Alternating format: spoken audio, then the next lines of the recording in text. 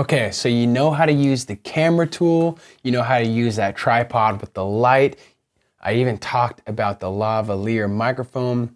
I'm actually just gonna hit that one more time here at the end. But here is another thing that you want to just think about when you're filming a video. I see this so often, is again, they're using their arm to video. Again, that's okay.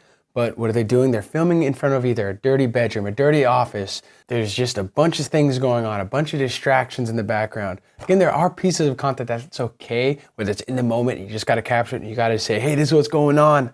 This is where I'm at. That can work. If you're creating a professional piece of content, a professional video, you wanna consider those things. Like you can see in the background, it's very clean. I got film like a pro using your smartphone. One thing that you can read in the background, you got a light here. I have my laptop with my notes, got my phone.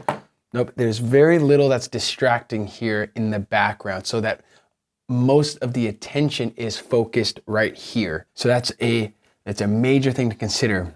Again, background objects that are moving, background noise, distractions, something that's gonna pull the viewer outside and just kind of lose track of what you're talking about and then just not really know what's going on, get confused, skip your video.